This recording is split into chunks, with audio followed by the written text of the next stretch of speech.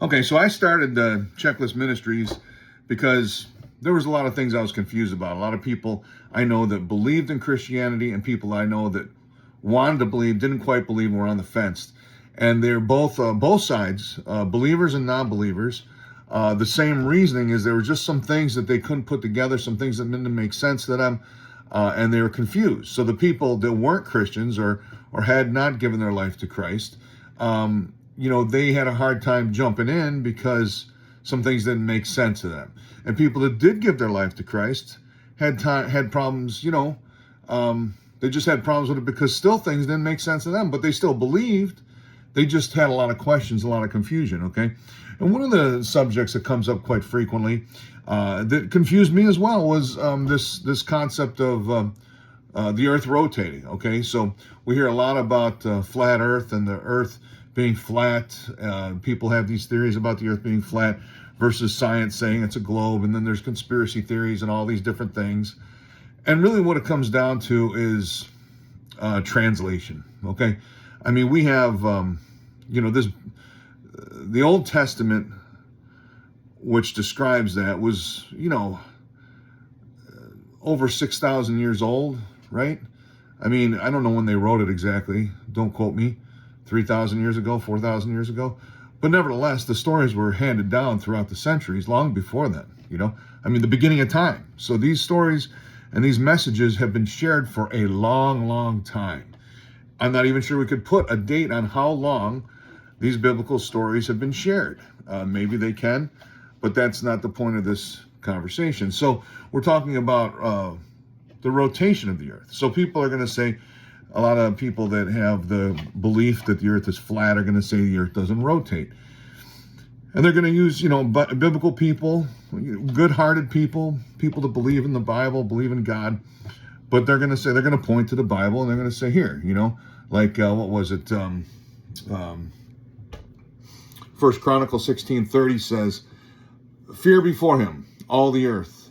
The world also shall be stable, that it be not moved. So they're saying that the earth should not be moved. It is not moved. That's what 1 Chronicles is alluding to here in our modern English language.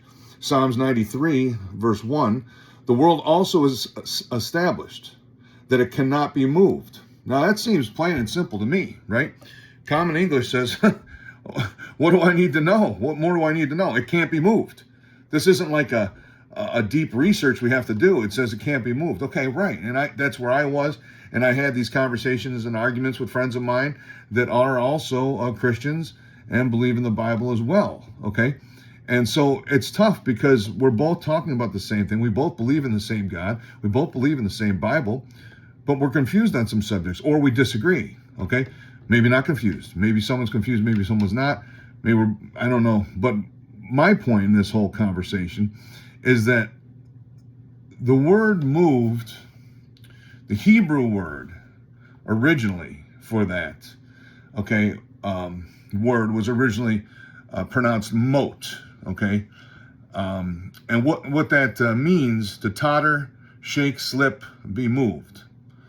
And those passages are saying the earth or the world is firmly established and won't be shaken, pointing to God's sustaining power. Hebrew poetry uses figuratively to describe security and permanence under God's rule. Not literally, the planet doesn't rotate or orbit. So basically what we're talking about here is the word moved, mot in Hebrew, which was the original language it was written in and then translated, was being, a Hebrew poetry that was figuratively describing security and permanence. So cannot be moved means you're secure on the earth, the permanence and security of God's rule, under God's rule. That's what it means. Permanence and security under God's rule. So anyway, you like that, give us a like. Otherwise, make sure to find a good Christian church, good Bible-based church near you and participate. Thank you.